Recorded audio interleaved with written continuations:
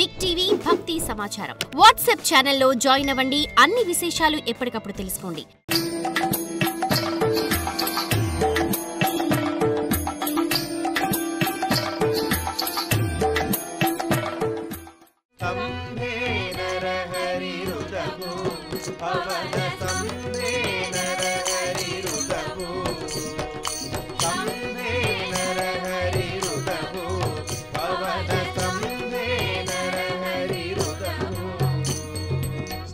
स्तंभास्फालन विश्रुत घट घट स्तंभास्फालन विश्रुत घट घट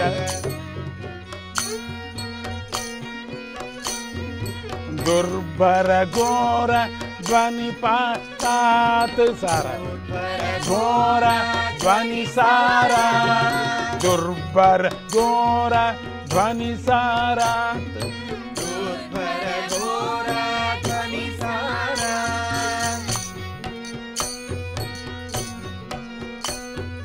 ननु ब्रह्मावधि सकलान् लोकान्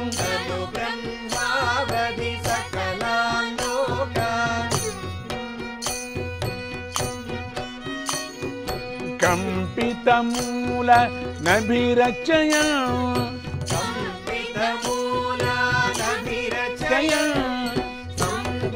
नरहरि रुदभू भवन स्तंभे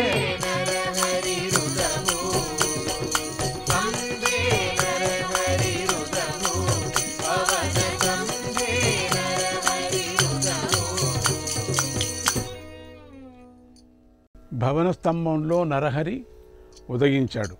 స్తంభం పగలటంలోని పటపటమనే ఘోర శబ్దం వల్ల బ్రహ్మలోకం వరకు అన్ని లోకాల మూలాలు పునాదులు కదిలిపోయేటట్లు చేస్తూ భవన స్తంభంలో నరహరి ఉదయించాడు.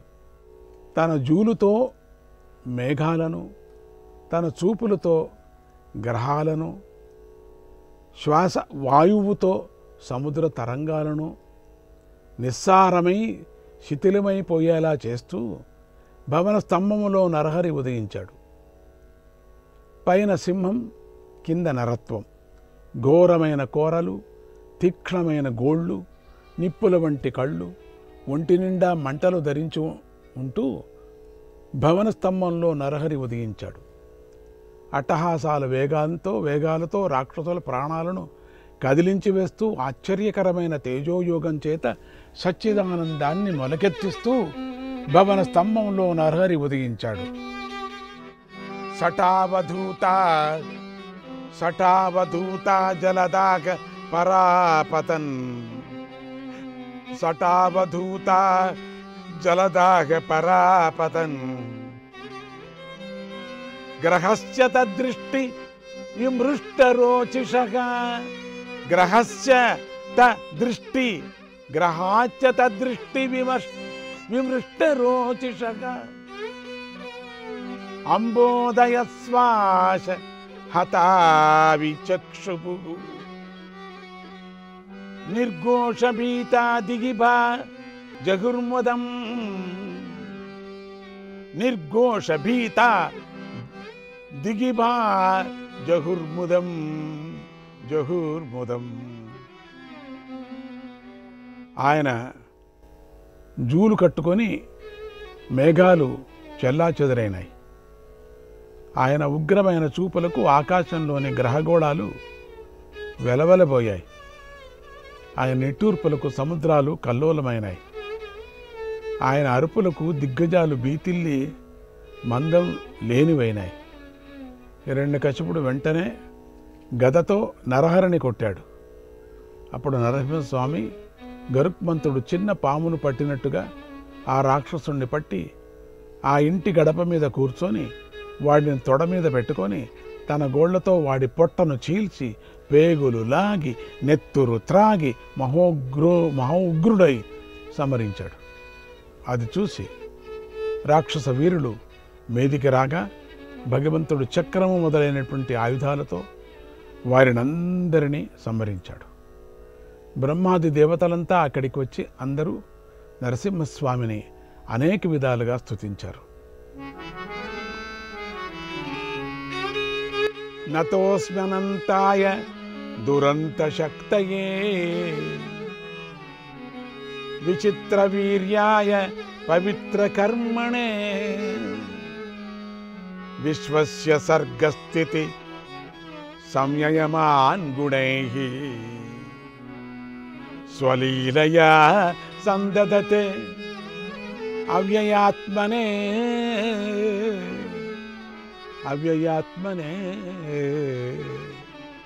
అనంతుడు, అనంతశక్తి సంపన్నుడు, విచిత్రమైన పరాక్రమం గలవాడు, పవిత్రమైన కర్మలు గలవాడు, తన లీలతోనే సృష్టిస్థితి లయాలను చేసేవాడైన నీకు నమస్కారం అంటూ స్తుతులు చేశారు. అయినా నరసింహస్వామి ఉగ్రం ఎంతటికీ తగ్గలేదు. లక్ష్మీదేవికి కూడా ఆయన దగ్గరికి వెళ్ళటానికే ధైర్యం చాలేదు. బ్రహ్మదేవుడు ప్రహ్లాదుడి దగ్గరికి వచ్చి, ఓ ప్రహ్లాద, స్వామిని నువ్వే ప్రార్థించి శాంతింపజేయి అని కోరాడు. అప్పుడు ప్రహ్లాదుడు గొప్ప స్తోత్రం చేశాడు. నామ వదామి సదా నృహరే,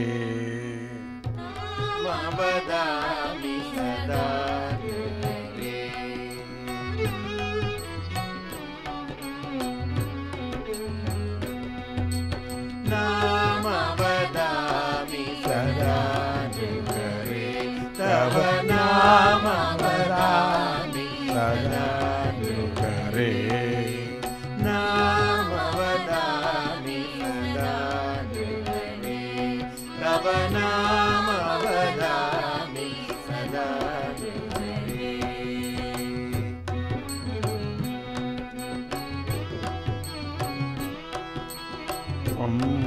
జలాభ కళా పరిపూర్ణో నిజలాభ కళా పరిపూర్ణో నైవ హి దీన వదన్యేష, నైవ హి దీన వదన్యేష. అజగనానాం పూజాం వాంఛసి, అజ్ఞజనానాం పూజాం వాంఛసి, ఆత్మప్రభురసికిల భగవన్, ఆత్మప్రభురసికిల భగవన్. తవ నామ వదామి సదా నృహరే, తవ నామ వదామి సదా నృహరే. యజ్ఞమానం భవతే కురుతే, యజ్ఞమానం భవతే కురుతే, తన్నూనం స్మస్మై కురతే, తన్నూనం స్మస్మై కురతే. యది ప్రతిబింబం సుందరమీక్షేత్, యది ప్రతిబింబం సుందరమీక్షేత్, తర్హి ముఖం స్వం సంస్కురుతే, తర్హి ముఖం స్వం సంస్కురుతే. తవ నామ వదామి సదా నృహరే, తవ నామ వదామి సదా నృహరే. తవ దంష్ట్రోగ్రం ఘోరం రూపం, తవ దంష్ట్రోగ్రం ఘోరం రూపం, దృష్ట్వా నైవ బిభేమి పరాత్మన్, దృష్ట్వా నైవ బిభేమి పరాత్మన్. కింవిదమోగ్రం సంసృతి చక్రం, కింవిదమోగ్రం సంసృతి చక్రం, దృష్ట్వా భీతస్త్వాం నౌమి, దృష్ట్వా భీతస్త్వాం నౌమి. తవ నామ వదామి సదా నృహరే, తవ నామ వదామి సదా నృహరే. నాయుష్మతవా బ్రాహ్మీ పదవీ,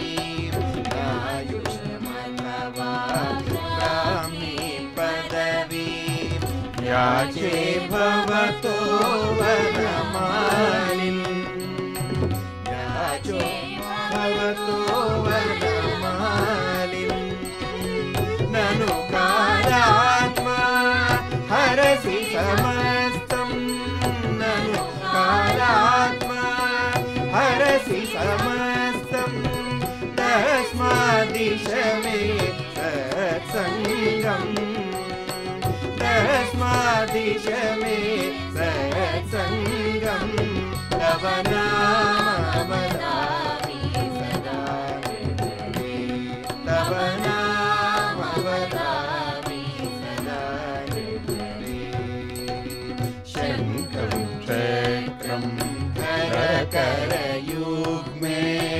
शङ्खं चक्रं करकरयुग्मे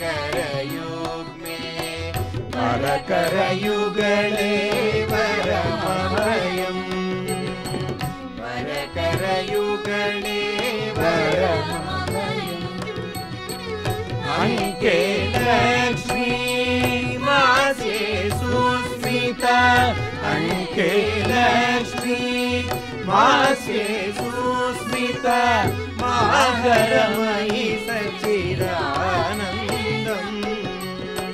माहरमयि सच्चिदानन्दम् तव नाम वदामि सदा हृदये तव नाम वदामि सदा हृदये नाम वदामि सदा हृदये तव नाम वदामि सदा शङ्खं चक्रं करकरयुग्मे शङ्खं चक्रं करकरयुग्मे वरकरयुगले वरमभयम् वरकरयुगले वरमभयम् अङ्के लक्ष्मी मासे सुस्मिता अङ्के लक्ष्मी मासे सुस्मिता माहरमयि सच्चिदानन्दम् माहरमयि सच्चिदानन्दम् तव नाम वदामि सदा हृदये तव नाम वदामि सदा हृदये नाम वदामि सदा हृदये तव नाम वदामि सदा हृदये ఓ నరహరి, నీ నామాన్ని సదా పలుకుతాను. నీవు ఆత్మలాభంతో పరిపూర్ణుడవు. అందువల్ల దీనుడిలాగా అజ్ఞులైన ఇతరులు చేసే పూజ కోసం కోరవును. ఓ భగవాన్, నీవు ఆత్మకే ప్రభువు కదా. నీకు ఏ ఏ మర్యాదలు చేస్తున్నాడో నిజానికి అవన్నీ జనుడు తనకు తానే చేసుకుంటున్నాడు. అద్దంలో తన ప్రతిబింబం బాగా ఉండాలంటే తన ముఖాన్ని సంస్కరించుకోవాలి కదా. ఓ పరమాత్మ, కూరలతో భయంకరంగా ఉన్న నీ రూపాన్ని చూసి నేను భయపడను. కానీ ఈ సంసార చక్రం చూస్తే మాత్రం చాలా భయం అవుతుంది. అందుకే నీకు నమస్కరిస్తున్నాను. ఆయుష్యాన్ని కానీ బ్రహ్మ పదవిని కానీ నేను కోరను. ఓ వనమాలి, నీవు కళాత్మకుడువై అవన్నీ హరించి చేస్తావు కదా. కాలాత్మకుడు కళాత్మకుడు రెండూ నువ్వే. అందువల్ల నాకు సత్సంగం ఇవ్వు. 2 చేతులతో శంఖచక్రాలు ధరించి, మరో 2 చేతులతో వరాభయాలు ధరించి, ఒడిలోకి లక్ష్మీదేవిని, ముఖంలోకి మందస్మితాన్ని, నాలోకి సచ్చిదానందాన్ని తెచ్చుకో అని ఆ స్తోత్రానికి స్వామి శాంతించి, నాయన వరం కోరుకో అన్నాడు. అప్పుడు ప్రహ్లాదుడు నాకు కోరికలు లేకుండా చేయని కోరాడు.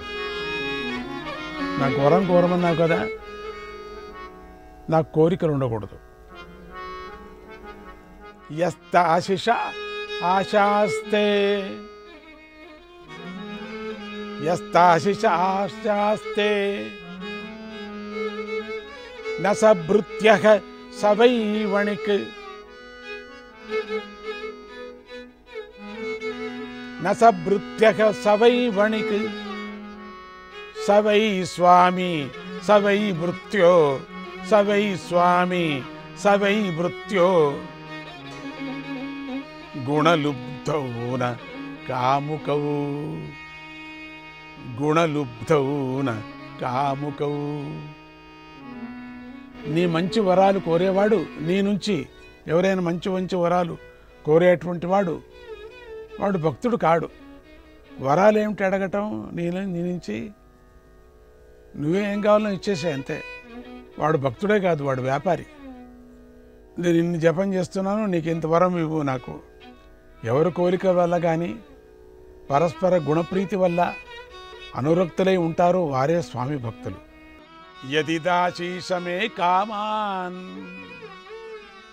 యదిదాశీషమే కామాన్ వరాన్త్వం వరదర్షభ వరాన్త్వం వరదర్షభ కామానాం హృద్య సంరోహం కామానాం హృద్య సంరోహం భవతస్తు వృణే వరం భవతస్తు వృణే వరం వరం. ఓ ప్రభు, నాకు వరం ఇచ్చే తీరవలసిందే. అంటే నాకు హృదయంలో కోరికలు పుట్టకపోవటమే వరంగా నేను కోరుకుంటాను అని కోరాడు ప్రహ్లాదుడు. అప్పుడు నరసింహస్వామి, ప్రహ్లాద, ఒక మన్వంతర కాలం రాక్షసుడుగా ఉండి నీ పుణ్యం క్షీణింపజేసుకో, అప్పుడు నువ్వు నాలో ఐక్యమవుతావు అని ప్రహ్లాదుని అనుగ్రహించాడు. తర్వాత బ్రహ్మాది దేవతలు ప్రహ్లాదుడి చేత చేయించవలసిన కర్మలన్నీ చేయించారు. అతనికి రాక్షస రాజ్య పట్టాభిషేకం చేశారు. నరసింహస్వామి అందరికీ సెలవిచ్చి తన అంతఃపురానికి చేరాడు. అప్పటికి కూడా ఆయనకు ఒంటి మంటలు బాధ తగ్గలేదు. విపరీతమైన ఒంటిలో మంట, విషపూరితమైన హిరణ్యకశిపుడి రక్తమాంసాలు ఉక్కోవడం వల్ల గోళ్లలో ఆ మంటల బాధ ఎక్కువైపోయింది. లక్ష్మీదేవి ఎన్ని రకాలుగా శైత్యోపచారాలు చేసినా ఆ బాధ తగ్గలేదు. చివరికి లక్ష్మీదేవి బాగా ఆలోచించి మేడి చిగుళ్ళు తెచ్చి నూరి స్వామికి పూసింది. మేడి ఆకుల ప్రభావం వల్ల విషజ్వాలన్నీ వెంటనే శమించారు. స్వామికి బాధ తొలగింది. అప్పుడు శ్రీహరి ఎంతో సంతోషించి, నేను ఈ మేడి చెట్టులో నిరంతరము నివసిస్తాను అని వరమిచ్చాడు. తర్వాత శ్రీహరి దత్తస్వామిగా అవతరించి ఆ రూపంలో నిరంతరము మేడి చెట్టులో నివసించారు. అందువల్ల దత్తభక్తులకు మేడి చెట్టు అంటే ఔదుంబర వృక్షం నిత్య పూజ్యమైనది. భగవంతుడి అనుగ్రహం పొందిన ప్రహ్లాదుడు చాలా ఏళ్ళు రాజ్యం చేశాక అతడికి లోకం యొక్క మూలతత్వం ఏమిటి, నేను అనే దాని అసలు స్వరూపం ఏమిటి అని తపన మొదలైపోయింది.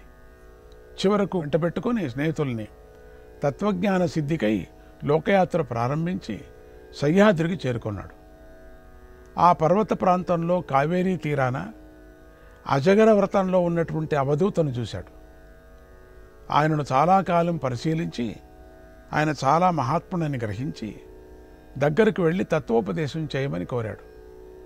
అందుకు అవధూత సంతోషించి తన అజగర వ్రతం యొక్క వివరాలు చెప్పి చివరకు పరమహంస యోగాన్ని ఉపదేశించాడు. ఇది వేరు అది వేరు అనే వికల్పాన్ని చిత్తంలో హోమం చేస్తాను, లీనం చేస్తాను. ఈ చిత్తాన్ని దేహమే నేనని భ్రమ కలిగించే మనస్సులో హోమం చేస్తాను. సాత్వికాహంకారాన్ని మాయలో మూల ప్రకృతిలో హోమం చేస్తాను. మాయను ఆత్మానుభూతితో హోమం చేయాలి.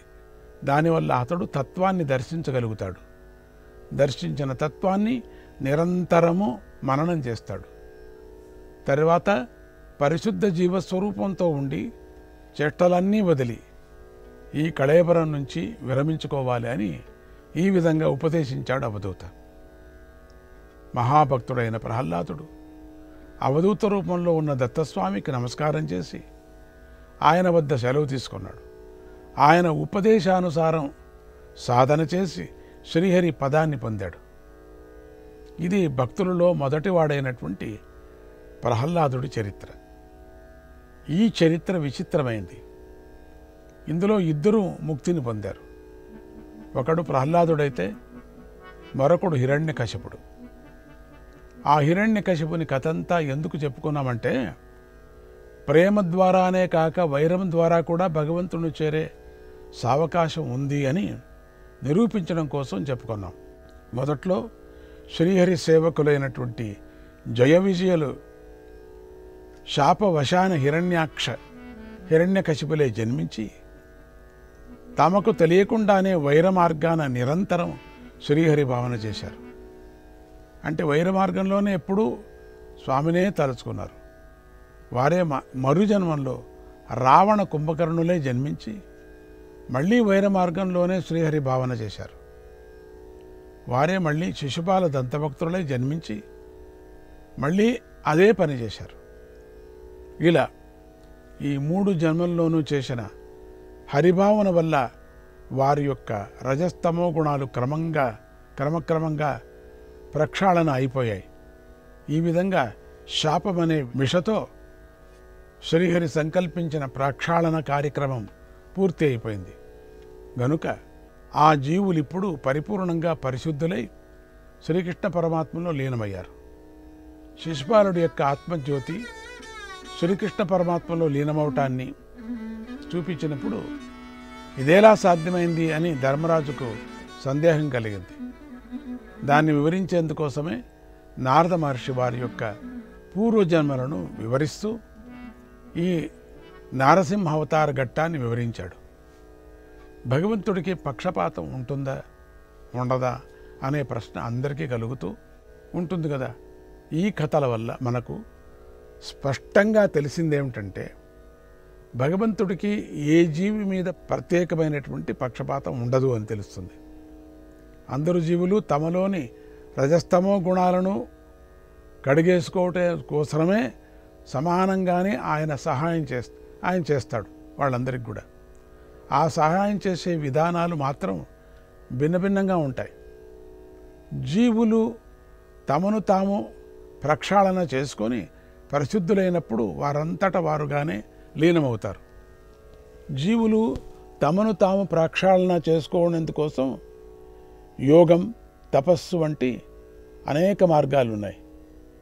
అటువంటి మార్గాలన్నిటిలోనూ భక్తే సర్వోత్తమైనది. ఆ భక్తికి పరాకాష్ఠలో నిలిచినవాడే ప్రహ్లాదుడు. ప్రహ్లాదుడి వంటి దృఢమైన భక్తి మీకు లభించుగాక అని ఆశీర్వదిస్తూ, జై గురుదత్త, శ్రీ గురుదత్త. హరి హరి హరి హరి హరియనరా, హరి పాదాలే శరణం అనరా. హరి హరి హరి హరి హరియనరా, హరి పాదాలే శరణం మనరా. హరి హరి హరి హరియనరా, హరి పాదాలే శరణం మనరా. హరి హరి అనగా పలుకు హరి, అనుక్షణ రక్షణ నిచ్చు హరి. హరి హరి అనగా పలుకు హరి, అనుక్షణ రక్షణ నిచ్చు హరి. పాపములన్నీ నాశము చేసి, పాపములన్నీ నాశము చేసి, పావన గుణములు నిచ్చు హరి. పావన గుణములని సుహరి. హరి హరి హరి హరి హరియనరా, హరి పాదాలే శరణం మనరా.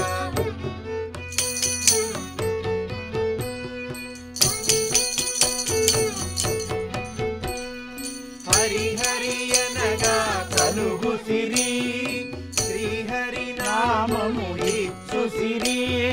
హరి హరి అనగా కలుగు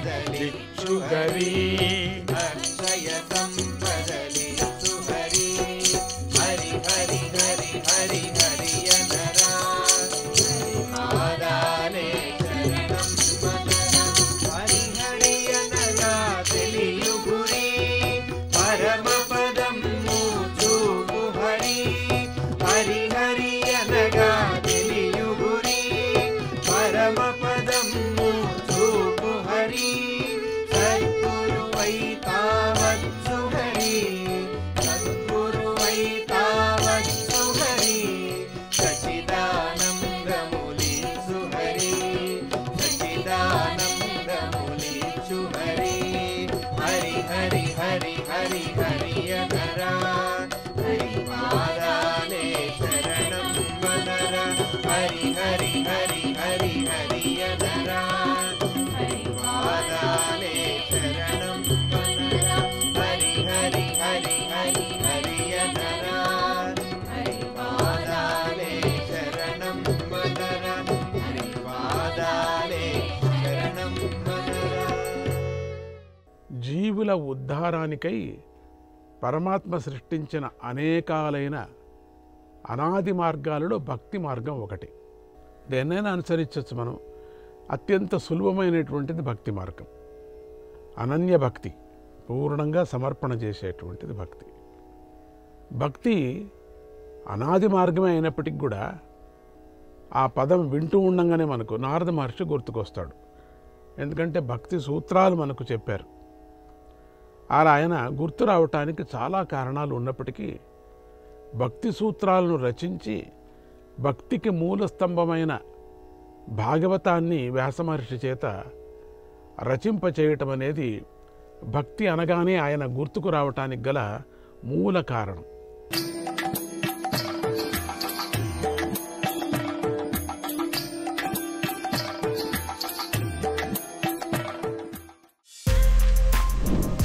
For more videos like this, subscribe Big TV channel.